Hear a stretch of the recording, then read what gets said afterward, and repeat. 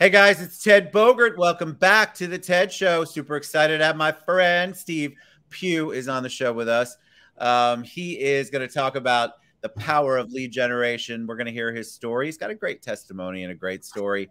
And then later on in the show, we're going to bring a special guest on, Greg Woolley, and we'll share with you what's going on with Greg. Steve, it's been a long time coming. Thank you so much for being here. How are you, my friend? Absolutely, sir. Blessed and thankful that you reached out. And yes, you're right. It has been a little while coming. And I'm thankful you didn't butcher my last name, because I hear all kinds of variations. I can't even imagine. How else would you?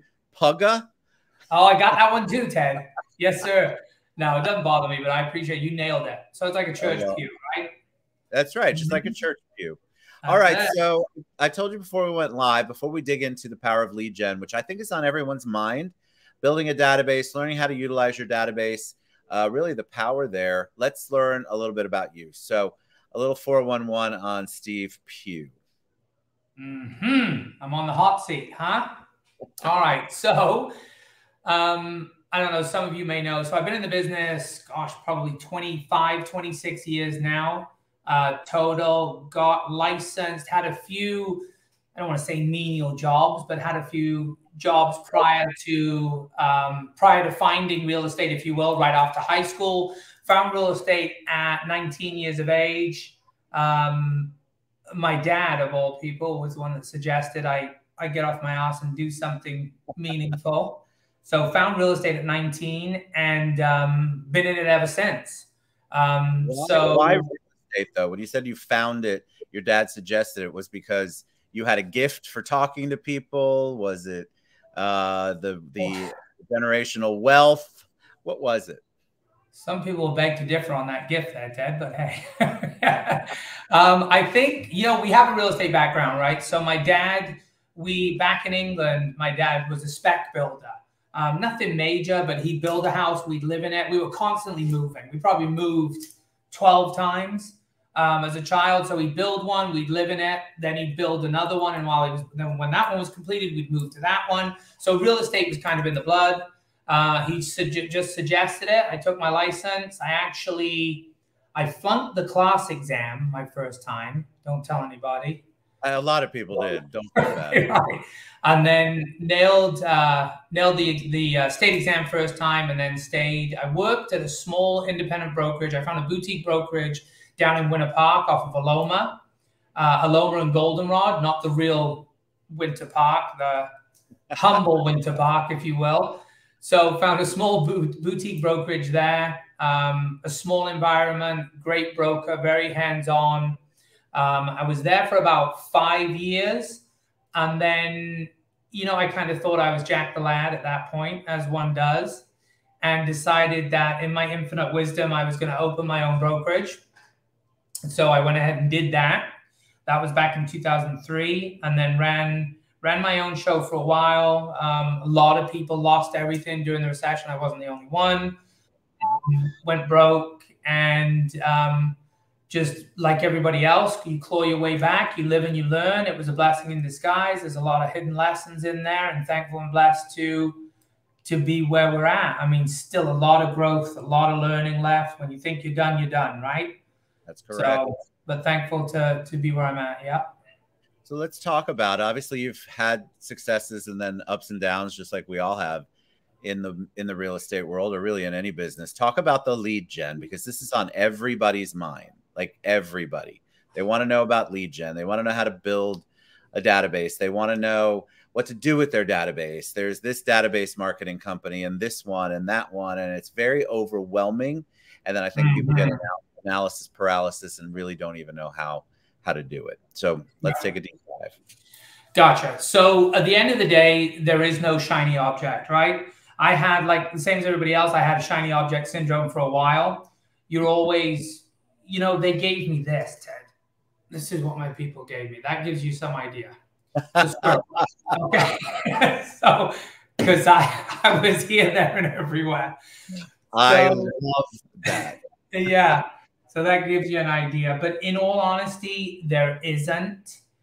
The best way to produce and make this business work is to build that database, build it daily, do the menial activities, even though it's boring and it's day to day and it's gonna be boring. All you have to do is commit 2.5 to 3 hours of diligent, focused work a day, which I think we can all do. Every day is not perfect. It's not going to be perfect. There's going to be days that maybe you don't hit that time frame.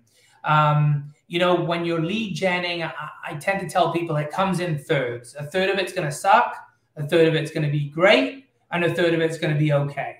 And as long as you can come to understand that fact and get in that space each and every day, your business is going to be fine. But it's consistency. It's time on task over time. If you do it a day and then you don't do it for 3 days and then you do it again, you lose momentum. It's almost better that you do it daily, no matter how bad it seems, just so that you keep that momentum flowing. And then when you get the results, then it becomes easier and you can justify it in your mind as to why you're doing it. Like before I got on with you, I circle prospected. So we're big into circle prospecting, expireds, SOI, and database. So I circle prospected and picked up. Doesn't happen all the time. Doesn't happen every day. You may go for a 2.5, 3 hour session and get big fat 0. But the difference is doing it again the next day. Okay. And then you build this database. So with circle prospecting per se, you know, 3 goals out of a conversation is to strengthen a relationship, get a referral, get an appointment. You very seldom are going to get an appointment on circle prospecting. Sometimes I've gotten referrals. I got one last week. A guy, got him on the phone. Oh, we just listed a property on XYZ Street. We know that when one property lists, one or more may come up right away. Who do you know that's looking to move into the neighborhood or making a move or wants to make a move right now? I said that all in one breath.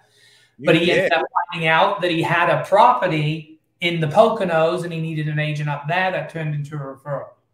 So it's just making the calls. It's the activity and not overthinking it and understanding that, yes, you're going to get hung up on. Yes, you're going to get told to take a walk.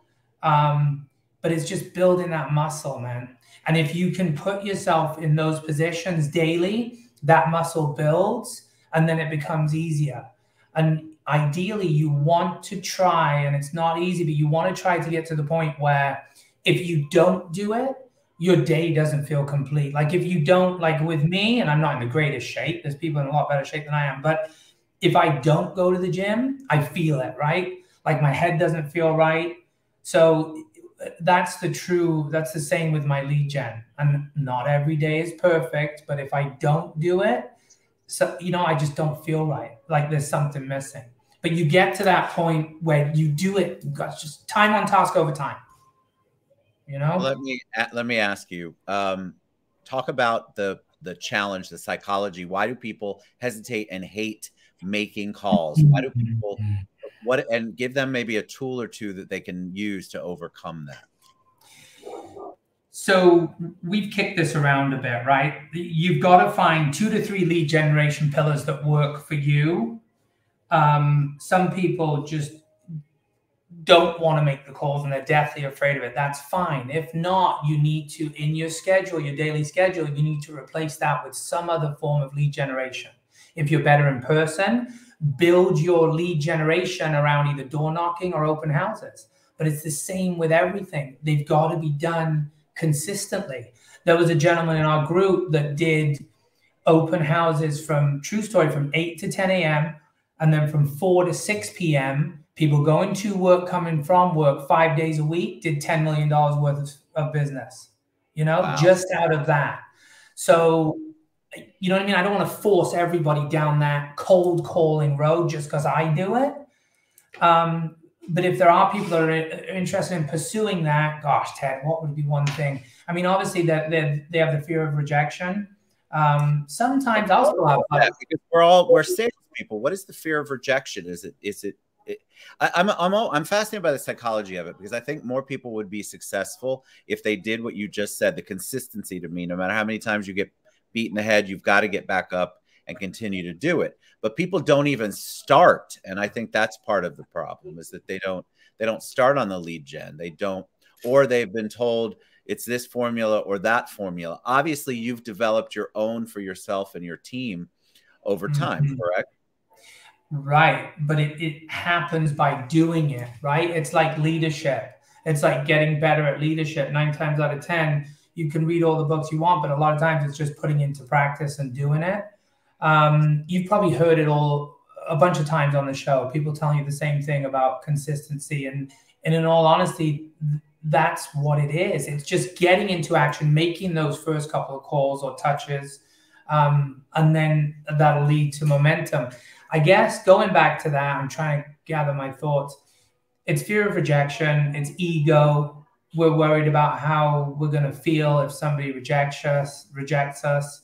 I mean, I just tell myself, Ted, at the end of the day, life's too short. And if somebody reacts that way to me on the other end of the phone, that there's something going on within their own personal life, and I'm not going to take it personally, right? And you just hope that everything's going okay with them.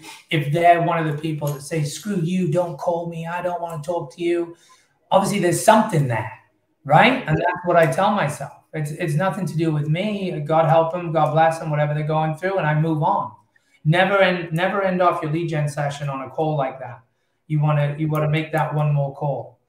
So got to keep going. Got to keep plugging through. What makes being at your brokerage different from your perspective? Oh boy. I mean, I saw the squirrel gift they gave you, but I love that. But I think you have a unique personality. You have you're kind and driven, and a lot of times those two things don't go well together, but you seem to have mastered that. So what can people expect if they're working in your brokerage, or if they're working with one of the agents in your brokerage? Golly, Ted, I appreciate that. Huh? I feel good about myself. So, I mean, I am kind. I mean, obviously I'm hard on myself, and I wouldn't expect from others what I don't expect from myself. I'll get in the trenches with you. I don't have a problem with that. I think what has opened my eyes in the last probably 5 years,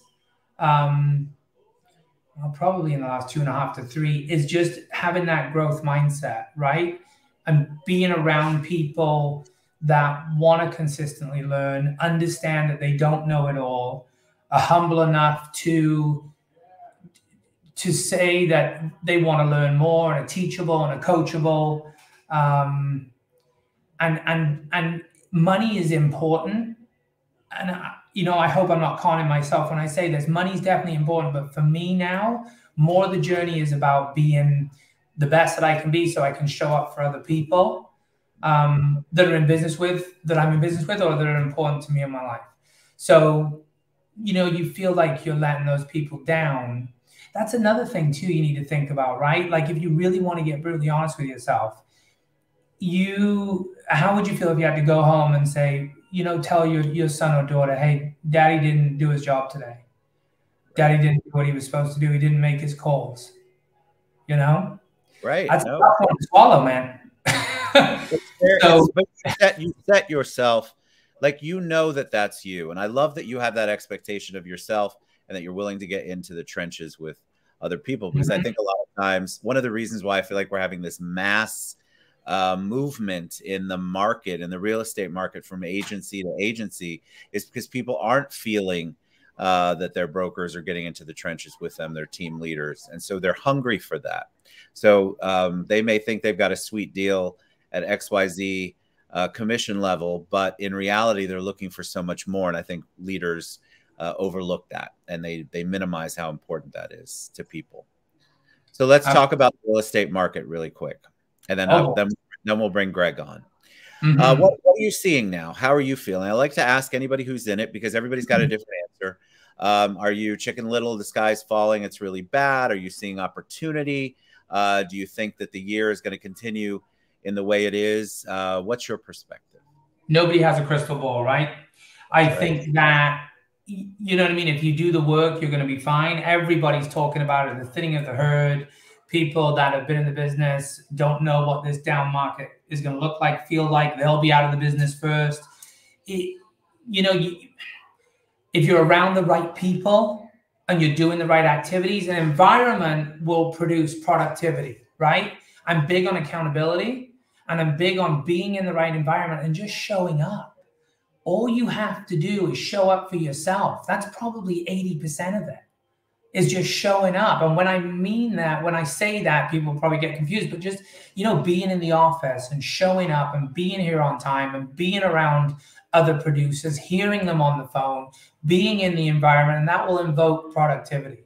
That's probably the biggest advice. However uncomfortable it feels to go into an office where maybe you're not real close with people yet, or it's outside your comfort zone, you'd rather just sit at home and work from home. No, put yourself in these positions and you're going to be just fine, but you've got to commit, You do. So, and how about the market itself? The market. See, I went that way, Ted. You got to watch me. I let you go as far as you could. That's good. Good. Okay, so market. I think as long as you do the work and you are well versed in your presentation skills and presenting price, I think that things are going to be fine. I think we're going to end up probably 3 to 5% appreciation this year. We are seeing some dips. Obviously, I'm sure you're aware we're seeing it tick back up. If properties are priced right, we're still presenting properly and marketed correctly. We're still getting multiple offers. So I think we're going to be fine. Just get yourself in the right environment, around the right people. Do the work and do it consistently. Try to quiet the noise. You know what I mean? Because you don't want to spend your time talking about the market. You want to take it, right? Correct. So try to quiet the noise and just do the work and keep your head down. And before you know it, things will be fine. And just concentrate on your database.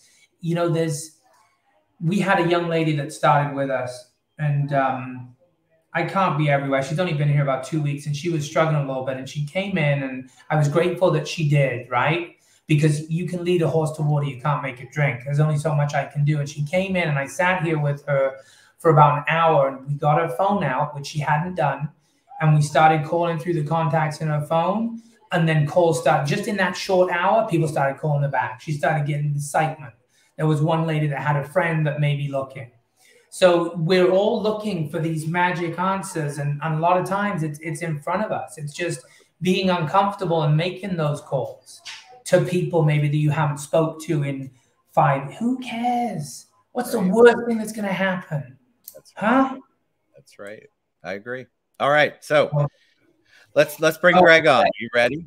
Greg. Yes. Let's get. I got him here. He's still here. You got him? He's ready. On it. I'm still here watching the show. What's up, Greg? That was an awesome talk. I'm so glad to be here with you guys. I'm happy you're here. Tell the audience a little bit about you. So I'm part of St. Cloud Proud with we're out to make St. Cloud proud. I'm a roofing contractor here in St. Cloud, and I've known Steve for, I don't know, a long time. It seems like forever. And I'm a person in long-term recovery, and that brings me to what I would like to share with you today is I've had the opportunity that I haven't drank in 32 years, but drugs and alcohol made my life quite the train wreck as a young person. And I worked with guys getting out of prison for about 10 years, and I've always tried to give back in some form or fashion. And I was always like, why isn't there a way for younger people? Why isn't there something for younger people when you get in trouble the first time that isn't punitive, that's supportive and sends them, leads them to a path of recovery? Why isn't there something? And I was at a Chamber of Commerce meeting 3 years ago, and I met a young lady who said, I'm here to promote my husband's scuba diving business, but I really have a heart for recovery, and I'd like to bring a recovery high school into Central Florida. And we then formed the nonprofit, and we hitched horses, and we've been trying to make this thing a little work, chug along.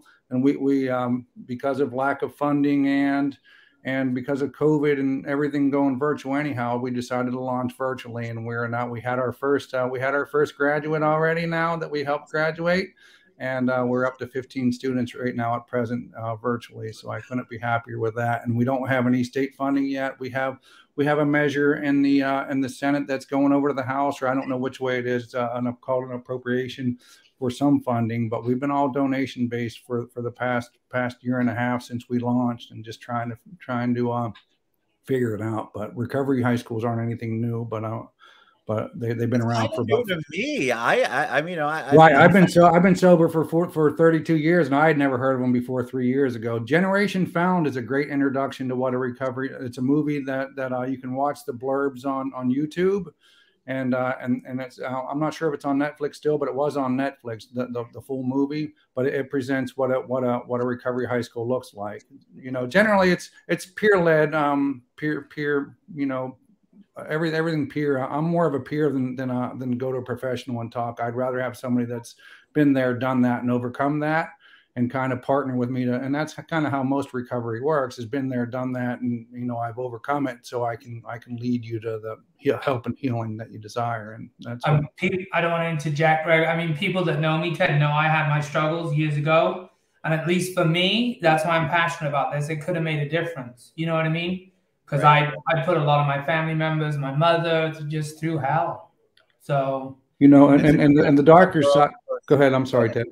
No, I was just going to say everybody's got their personal journey that they have to go through, and then you guys have an event coming up, and that's why. So that's sort of you all that are following. That's how Greg's kind of a surprise guest.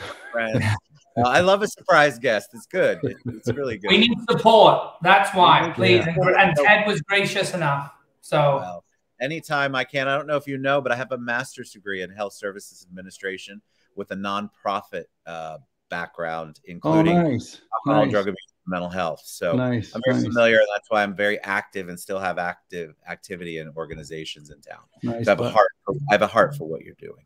Nice. So talk about the event. When is it? What are we doing? How can we support? Go ahead, Steve. Can you remember the date yet? May Day 5K, May Day 5K, May 6th, the day May 6th. You usually can't remember the day. So don't drink too much on Cinco de Mayo, but it's the day after, May 6th, 7:30 a.m. Race starts at 8:30. 8:30. I stand corrected. Thank you, sir. And it's in St. Cloud. It's a Galt's Landing. Forest Food Abundance, a gentleman by the name of Jim Gale, has kind of put together a self-sustaining community, if you will. And at this juncture, I'll let Greg finish it up. So if you're familiar with St. Cloud, it's at the end of Old Melbourne Highway. It dead ends to where Mercury Marine's old test lake used to be, is on the left-hand side. And Jim Gale bought a bunch of acres on the right-hand side to put out a off-grid permaculture community. It's a beautiful property. It's a food forest, and he is developing a Freedom Farm Education Academy, and so to help people learn more about food forests in their backyard. So that's what his big deal is that he wants everybody to be growing healthier food, and it's going to be a great event. And I couldn't be more happier with the property out there, because he has container homes. I mean, they're beautiful little container homes set up as an Airbnb and an education center there, and a whole lot of plants that I don't even know what all the plants are, where you can walk around, see all the plants. And it's kind of like it'll be a beautiful place for it all to happen at. I think too, real quick, Ted, I know we're on time, but I think some people get intimidated by 5K. It doesn't matter. You can crawl it. I don't care if you hop it. Just show up. We need the support, and it will be appreciated. Because I have the rhyming, because I write poetry almost every day of my life now. But you can walk, you can run, or just come and have a little fun. So there you go. I love it. All right, so how can they get or how can they register? We either go to Florida Recovery Schools of Central Florida.org, or I'll send you the Give Lively link. Would be easier. I'll do that. I'll post that link, y'all, in the comments below. So, awesome. But you can obviously reach out to me, reach out to Steve. We'll make sure Greg is tagged as well. You can find it one way or another, but we'd love for you guys to get out. What a great day that's going to be. A 5K. You don't have to run it, so no excuses. You can walk it if you want. When we're having Marla from Drums and Recovery is going to be out and finishing up with Drums and Recovery, and my friend Linda is doing a meditation, Lectio Divina meditation, which is a different kind of meditation too. So and we'll have shade and fans for all that too. So it'll be good.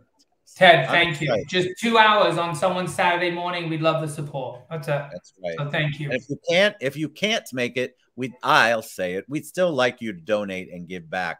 So reach out to Steve and reach out to Greg. If you ever know anybody, any parents that are struggling with teens that need a place to have a respite and get on the road to recovery, we'd love to be part of that journey. I love it. All right, gentlemen, what a pleasure. What an honor to have you guys on. Steve Pugh, Greg Woolley. You guys check out what's scrolling across the bottom there and also in your comments section below. Get out and support these guys and support everybody in the community that is struggling with this, dealing with this, and is trying to give back to that community and get them healthy and well. All right, gentlemen, thank you so much. We'll see you soon. Bye, everybody. Hey, Ted, you're all